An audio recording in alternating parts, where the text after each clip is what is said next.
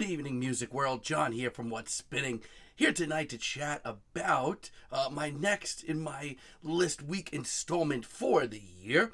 We've gone through the 10 worst albums of the year, and I did a quick video yesterday on my top 5 EPs of the year. If you haven't already, go check them out. See what's going on over there, because now we are diving into my top 50 singles of the year. As always, I'm sticking with singles in a lot of cases. There were deeper cuts on the album that I enjoyed a little bit more, but I'm sticking with singles. I'm sticking to the hype up tracks. As always, one song per artist, because honestly, it would be really hard if I didn't. And before I dive into the list, I wanted to come and chat about 5 honorable mentions that just missed the cut of my top 50. Want to give a shout out to FKA Twigs and The Weeknd with Tears in the Club. I thought it was one of the best tracks on her new album, Capri Songs. Really love The Weeknd's feature on this track. I love the very misty, very otherworldly, hazy sounds to this track. It just seems like such a natural progression for Twigs. Want to give a quick shout out to Baby Don't Cry from Sunflower Bean. I thought it was one of the best singles they've put out in years. One of the major reasons I checked out their album at all. Also, when I was doing my re-listening to singles that I loved over the year, really kind of found my love for Flume and Caroline Polachek's collaboration, Sirens. Finally, in my honorable mentions category, want to give a shout out to The Soft Moon with Become the Lies. One of the best singles on his new album. Really did love that thing from start to finish. This was one of the most personal, intense tracks here. And believe it or not, I wasn't that high on the album at all, but I did really enjoy me some Lizzo's Bout Damn Time. So we're going to dive into my top 50 now. And as always, remember, this is all opinion, folks. Music is beautiful, and it can be appreciated by so many people very differently. This is just me, man. This is just me. So let's dive in. At number 50, one of the best folk songs that I've heard all year from somebody that I just did not expect to adore his music as much as I did. That'd be Mr. Tim Heidecker. I thought the opening track to his new album, High School Buddy, was one of the most sincere and sweet and personal folk tunes of the year. Really great hook, too. Then I want to give a shout out at 49 to Purity Ring with Never End. This was the first single that I heard leading up to their new EP and is basically the main reason that I decided to check it out at all. Ended up becoming one of my favorite EPs of the year. There's a big part of it. It's just so sweet, so nocturnal. Love the production as well. At number 48, it's Black Country New Road with Chaos Space Marine. There were some deep cuts on here that actually hit me a lot harder than any of the singles here, but as far as an artsy, eye-opening journey that's pretty short, sweet, and to the point compared to the rest of this album, look no further than this one. At number 47, I want to give a shout out to Gang of Youths with The Kingdom Is Inside You.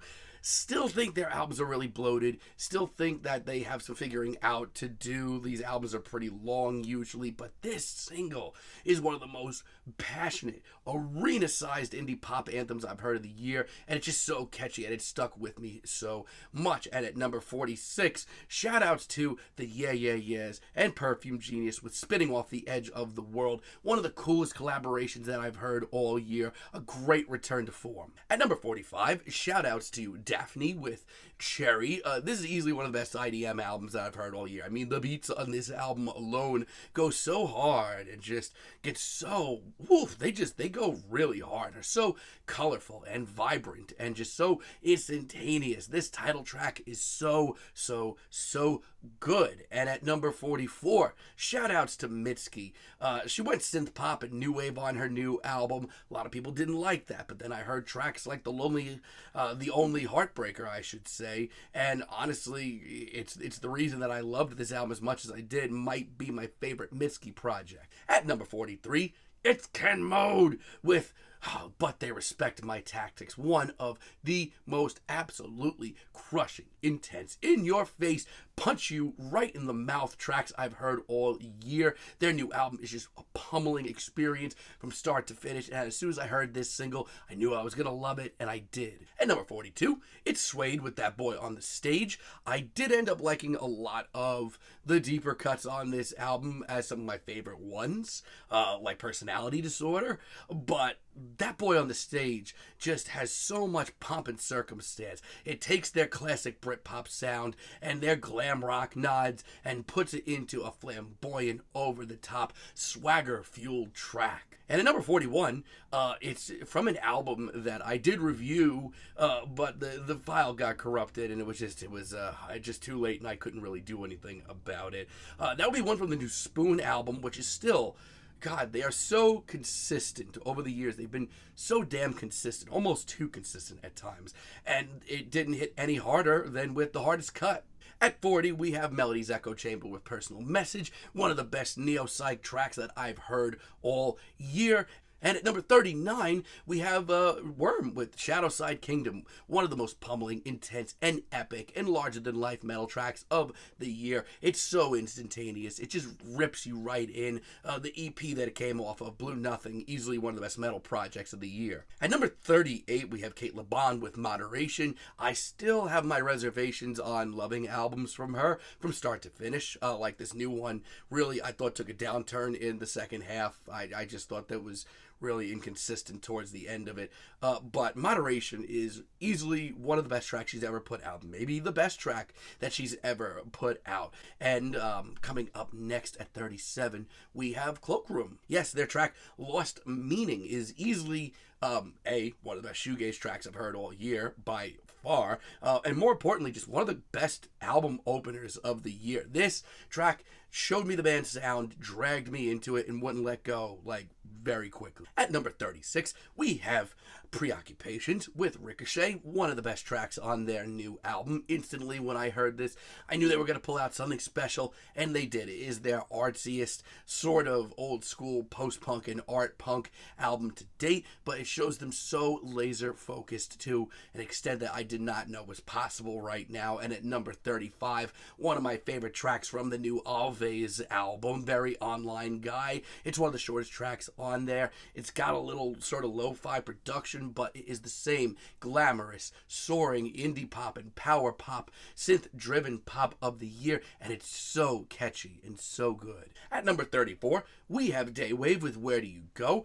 Sort of post-punk and sort of upbeat for Daywave, a little bit more than I usually enjoy hearing Jackson, but it's one of the catchiest tracks on his new album. It's so good. I mean, I can't say enough good things about this new album from Daywave. It's the album that I wish they came out with years ago. At 33, we have Metric with What Feels Like Eternity. When I first heard this track, if you haven't heard my review on the new Metric album, you will know that I have not ever been a Metric fan, like ever, but this new album I think is some of their sharpest written tracks like ever. I really like the sci-fi edge to it, and this track is just so catchy and throttling and intense. At number 32, we have Special Interest with Midnight Legend, one of the grooviest and dance-driven tracks on the new album, but it is just as angsty and fired up, and I love to hear that. And at number 31, I am immune to the album as well. It's Wet Leg with Angelica. At number 30, Pup Keep Pop Punk Alive and Well with Totally Fine, easily one of the best pop punk tracks I've heard all year. Love the big soaring chorus, love the drumming on this track, the intense performances. It's all here in spades, and it sounds so gorgeous. At number 29, we have Mr. Alex G with Runner, one of the best ballads, sort of, very somber acoustic ballads on his latest album, God Save the Animals. But my lord, it is so hypnotic. Like, I can get lost in this track so quickly, and maybe like the catchiest track here in a weird way too. At number 28, we have Wise Blood with Grapevine, easily the best single on her new album. It is just so lovely. And like listening to this track, there is no way in hell that I can be in a bad mood. I just sit there and just kind of get lost in her vocals, her message, the lush instrumentation, the pristine production. It's so beautiful. And at number 27, a track that had me dancing from the first time I heard those opening 3 notes, it's Hot Chip with Down. Easily one of the best dance tracks of the year. And at number 26, we have the 1975, who always seem to find their way onto my list whenever they drop an album. I went with Happiness. I was kind of tossed up on which one I wanted to go with for this list, but Happiness has this incredible production. I love the throwback sort of 80s feel to it all. Everything about this track just clicks, and it sums up the sound of their new album so well. Which leads us to top 25 territory. So, I'm going to kick off this leg of our countdown with a track from an album that was actually a really negative review for me. I didn't think it had a lot moving for it. I thought some of the singles leading up to it, were pretty decent. I'm talking about the new Belle and Sebastian album, a bit of Previous, and honestly, the album was not a good one for me. I gave it a very bad review. But the Unnecessary drama single, my God, where is this energy and passion coming from? And most importantly, why wasn't it on the rest of this album? Because this is one of the best, most hyped up, catchy, instantaneous, and just plain fun indie pop anthems of the year. That's right, an anthem coming from Belle and Sebastian in 2022, and it's a good one. At number 24, I put Florence and the Machine, My Love. I know a lot of people prefer other singles from this album, like King, and I get it. But this, to me, was the real Florence and the Machine is back moment. This track just feels like such a happening to me. I mean, it's so larger than life. I love the sort of disco nods that we're getting here. Florence sounds like she is on another level, vocal-wise, presence-wise. It's just so instantaneous. I've loved it since the first time I heard it, and I still love it, even though I've been listening to it for the last 9 months now. At number 23, it'd be one from the new Vane FM album. This could have gone one or two ways, but I decided to go with Wavery. This track is one of the more intense, plotting, definitely more visceral cuts on here. It's not as explosive or as head-splitting as some of the heavier tracks on here, but this track is all about patience. Post-hardcore nods. It's all here. It's also one of the guttiest and just more explosive tunes on this album. God, it's so good. At number 22, it'd be one from my number 1 EP of the year. That would be Bambara's Love on My Mind. Almost went Birds, but I decided to go Mythic Love. This was the first track I heard from the album, and instantly I was so impressed by a couple of things. While it was a little bit less heavy this time around, especially compared to some of the heavier stuff on Stray, it still had a lot of energy to it. It seemed like a gussied up southern rock, southern gothic, post-punk blend with a lot of glam and pizzazz. I love the sinister backing vocals on this track. I love the big hook. If it's any sign of what Bambara is going to be doing next, sign me up. And at number 21, it's one from the new Kendrick Lamar album. I decided to go N95. This was the cut as far as a single goes on Mr. Morale and the Big Steppers. That just blew my mind. This is Kendrick at his most streamlined. This is him at his victory lap stance, where he sounds just so fired up, so focused. He seems like the guy that's been putting out the immensely game-changing albums like he has for years. It's just catchy enough, but it's also super telling. It's got a strong message to it. It, to me, is one of the most effective rap singles of the year. At number 20, it's something from the new Charli XCX album. It would be Beg For You featuring Rina Sawayama. I thought this track was pretty decent at first, but with every listen of the album, which I did quite a bit of this year because I do think it's a really fantastic pop record, this track in particular just keeps growing on me. I think the two of them, they've worked together in the past, but they have so much chemistry. And this track is such a streamlined throwback pop banger. I love the sample that you get here. I love the beat. I love both of their performances. It's sexy. It's streamlined. And while, yes, this still to me sounds like Charli on her victory lap, maybe even her doing a victory lap seems more edgy than most of what's going on in modern pop. At number 19 is one of my favorite collaborations of the year, and that would be one from the new Bonobo album. Now, this album had numerous singles leading up to it that wowed me, and I thought that I hadn't heard this solid material from Bonobo since like the early 2000s, and I stand by that. This album has a lot of great collaborations as well, but I don't think it gets any better than From You featuring Joji. Joji's very silky, very downtrodden vocals on this down-tempo instrumental from Bonobo. It's just magic. This, to me, sounds just like exactly where the type of beat that Joji should be on right now. Not only that, but at the end of the day, I would take this over anything on his new album. And at number 18, while I was kind of lukewarm on the album, I thought it was all right, not mind-blowing, I am going to give Rina Sawayama this hell the nod. I think this is one of the sassiest, most colorful, most braggadocious, just in-your-face pop anthems of the year. This is the kind of sound that I wanted to hear a lot more of from her on this album. It just has, God, so much swagger to it. So many quotable lines. It's so much fun. I love the big, bold hook.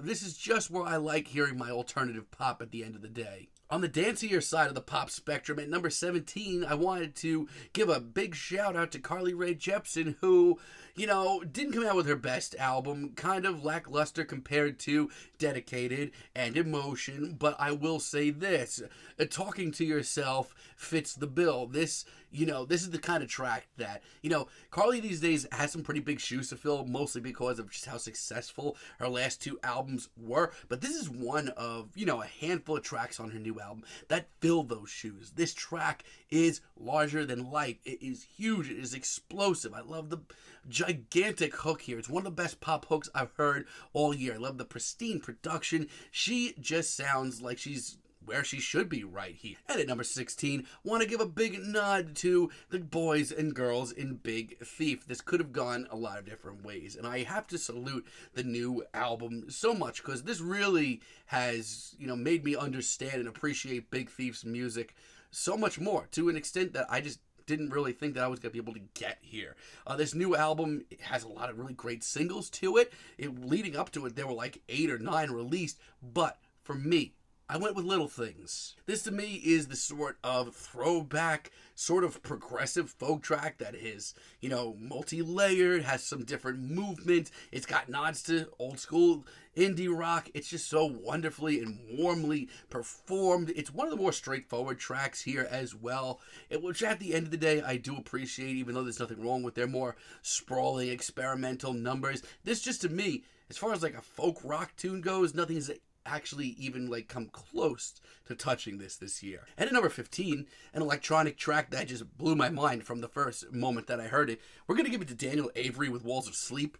Leading up to this album, I had the feeling that I was going to adore this new Daniel Avery project, which, spoiler alert, I did, but the immense sound behind this track, the suffocating production, the gigantic synths, this, to me, is the absolutely frigid, ice-cold, unrelenting sort of IDM and ambient IDM and whatever else you want to call it that I crave. Like, if you're into anything from, Prurient or 10 Tricks Point Never to some Ben Frost, you're going to want to hear this album, and I can't see any better place to start than with Wall of Sleep. And at number 14, I want to give the big thumbs up to the boys, the legends and spiritualized with Always Together With You. This track is just one of the most sprawling, incredibly progressive, sort of psychedelic rock, space rock tune that I've heard this year. It's got nods to indie. What you're getting. You're getting the nods to gospel as well.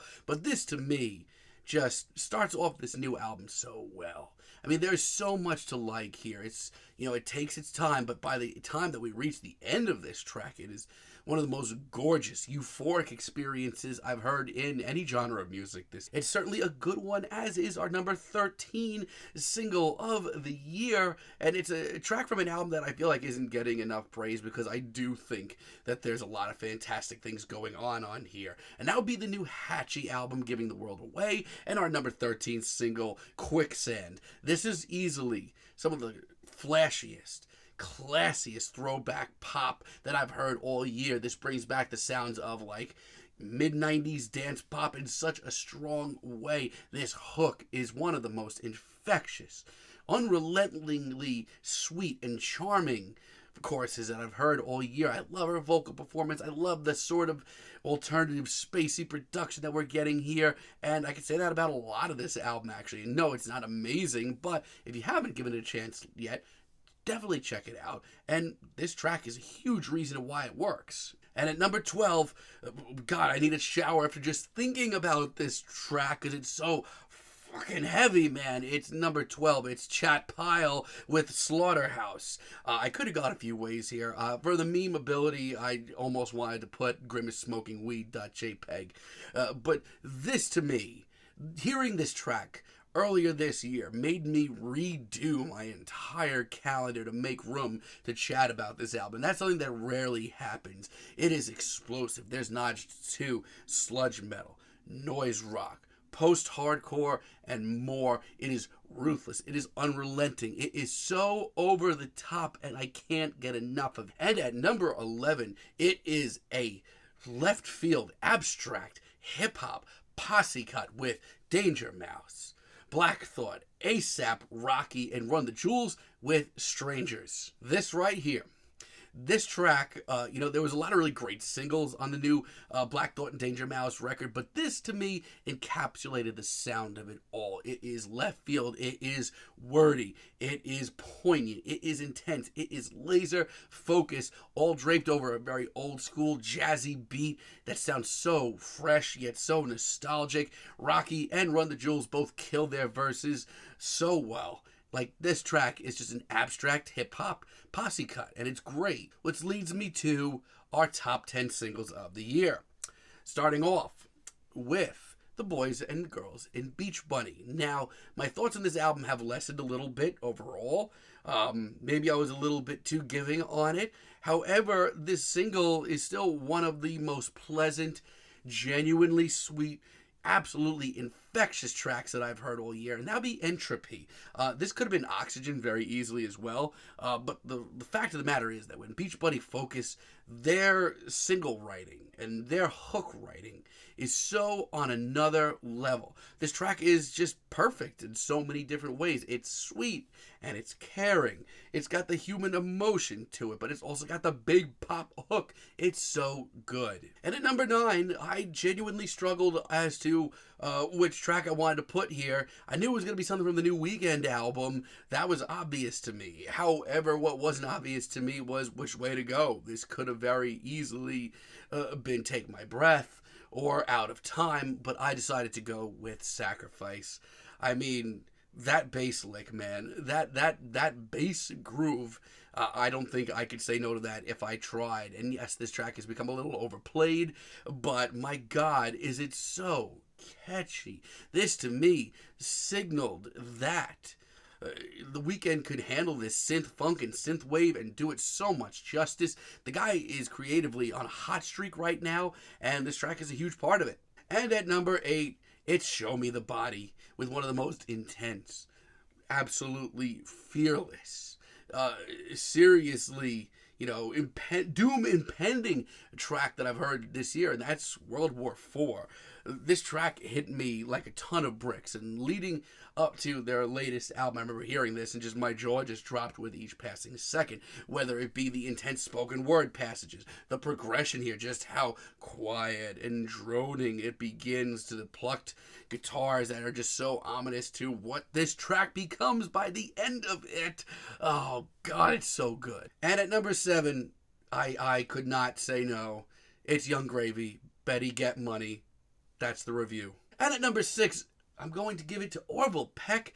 Leading up to his album Bronco, my lord, my lord, the amount of singles that I heard that gave me chills, and the deep cuts that gave me even more chills once I listened to the whole thing, it's ridiculous. But one in particular actually kind of blew my mind, and I came so close to putting like Bronco on here, but I really wanted to go with Kalahari Down. This is, as far as a ballad goes, this is a knockout from Orville Peck. His vocals on this track are spine tingling. Like listening to this track earlier, I actually got the chills. Like my hairs on my arm were standing up just from his vocals alone. And yes, it's a little gussied up, but listen to this hook. Listen to this songwriting. It is so unbelievably good. I salute you, Mr. Peck. Which leads me to our top 5. And at number 5, I'm going to give you one from the new Denzel Curry album, which is near flawless. As far as a single goes from the album, nothing blew my mind more than the track that he did with Slowthai, and that would be Zatoichi. This is one of the most upbeat and cosmic and just laser focused tracks on the album. The production here is nuts. I mean, I love hearing Denzel on a more upbeat beat where he could just go freaking ham and just get all up in your face, and it sounds so good here. I love this track. I love the production. I love Slowthai's feature. It's easily my favorite rap single of the year. And at number 4, shout outs to Soccer Mommy. She came out with the indie rock album that I needed. I craved this year, and I'm so happy that it's as good as it is, because it really is fantastic. But I don't think anything on the album gets any better than Shotgun. This track is such an immensely well-wrote indie rock tune, between the sort of pensive, very quiet verses to just the more kaleidoscopic and colorful chorus. I love her performance here. I just love how much this means to the album. As far as an indie rock tune goes for the year, I don't think I've listened to one more than this. And at number 3, this track has completely, and I do mean completely, taken over my airwaves the last 4 months that it's been out, because I do think it's the ballad of the year, and it brings a tear to my eye just kind of thinking about it, honestly.